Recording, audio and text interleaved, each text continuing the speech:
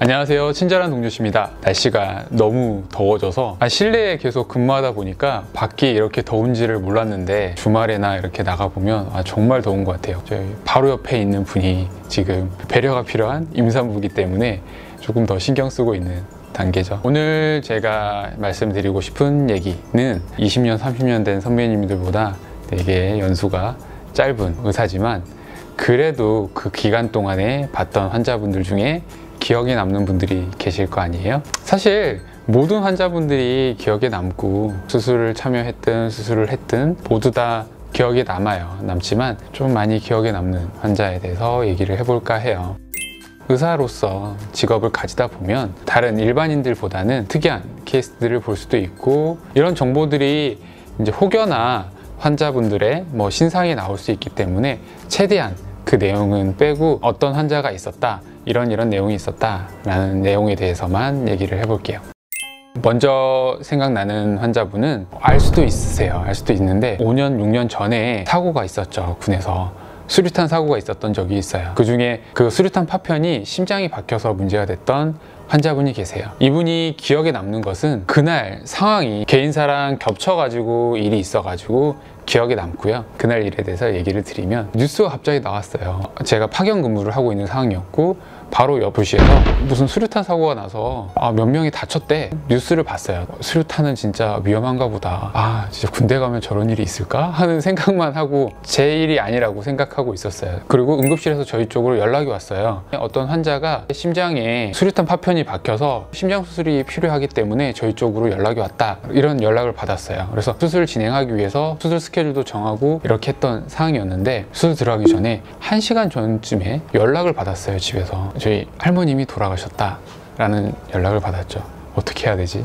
지금 집에는 내려가야 되는 상황이고 수술은 이제 수술이 있기 때문에 제가 어시스트를 서야 되는 상황이고 바로 수술이 사실 1시간, 2시간 정도밖에 안 남았기 때문에 그 수술 들어가고 집에 가자 하고, 수술은 잘 끝나서 환자분도 크게 문제되지 않았던 케이스예요. 미세한 수류탄 파편이 심장 근육 속으로 파고들어서 그 심장에서 출혈이 생겨가지고 문제가 됐던 경우였거든요. 수술이 사실 오후에 늦게 시작돼서 저녁쯤에 끝났어요. 그래서 끝나고 숙소에서 정리를 하고 고향집에 내려가니까 밤 12시가 다 됐던 거예요. 개인사도 있었기 때문에 좀 기억에 남는 환자분이라고 생각이 들어요. 군에서 사고 나서 사실 이제 민간병원, 대학병원으로 후송돼서 오는 경우들이 흔하진 않아서 일단은 기억에 남았고요. 군인 환자분. 두 번째는 이런 이제 안타까운 케이스 중에 처음 사실 얘기를 하는 걸 수도 있어요. 제가 지금 말하는 환자분 수술하고 나서 내가 계속 의사를 해야 되나 진짜 고민을 많이 했던 환자인데, 그 환자분은 바로 가족이에요. 제가 제일 좋아하는 할머님. 우연찮게 우리 할머님이 배가 아파서 병원을 갔어요. 병원을 갔는데 명확치 않아요. 이유는 갑자기 배가 아프다고 가셨는데 제가 진료본 건 아니고 이제 고향집에서 병원을 가서 봤는데 배에서 뭐가 두근두근 만져진다고 해요. 큰 병원을 가보라. 근처 대학병원을 가서 진료를 받는데 대동맥류가 발견이 된 거죠. 대동맥류라는 것은 심장에서 대동맥이 복부를 통해서 쭉 다리까지 혈관이 나오게 되는데 그 중에서도 복부랑 가슴 쪽에 있는 대동맥이 이렇게 늘어나 있었던 거예요. 그 당시에 고민을 했던 부분 중에 하나는 시술을 할 수도 있어요. 스텐트나 이런 것들을 넣어서 대동맥류를 는 시술을 할 수도 있고 아니면 아예 수술을 할 수도 있게 되는데, 고령이시니까 수술 받기는 좀 어려우니까 스텐트를 할까, 그래도 완벽하게 수술을 할까. 그 수술은 흉부외과에서 하기 때문에 이제 제가 일하는 병원으로 와라 해서 사실 바로 수술을 했어요. 수술은 잘 끝났어요. 끝나서 일반 병실로도 되게 빨리 와서 쉽게 넘어가는 줄 알았는데, 이제 복부 대동맥에 수술을 하고 나면 그 장기로 가는 혈관이 문제가 생기는 경우들이 있어요. 엑스레이를 찍었는데 갑자기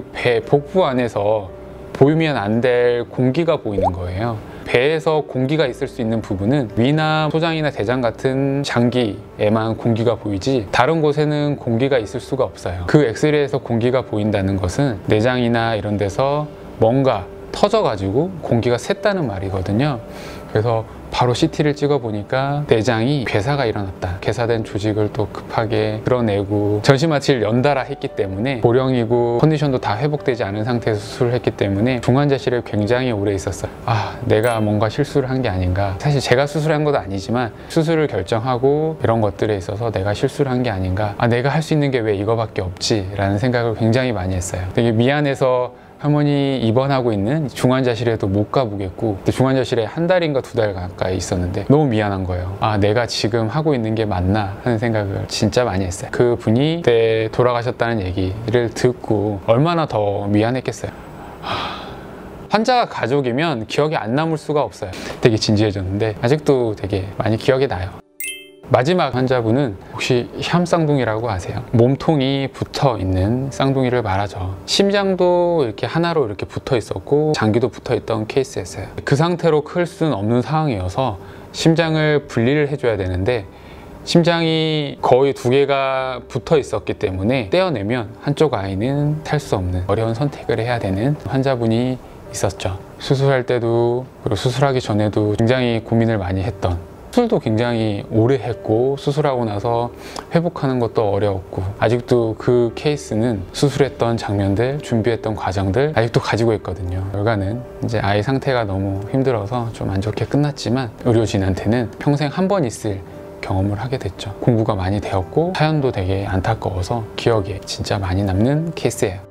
과가 흉부외과다 보니까 경험하는 환자분들이 젊은 분들보다는 고령인 환자분들, 경환 환자분들보다는 중증의 환자분들이 많다 보니까 이제 사망 선고를 해야 되는 때도 진짜 많고요. 일주일에 5-6번씩 사망 선고를 해야 되는 경우도 있고, 그래서 그 모든 환자분들에 있어서 기억에 많이 남게 되는 것 같아요. 오늘 영상도 재밌게 보셨으면 좋겠습니다. 친절한 동주 씨였습니다. 감사합니다.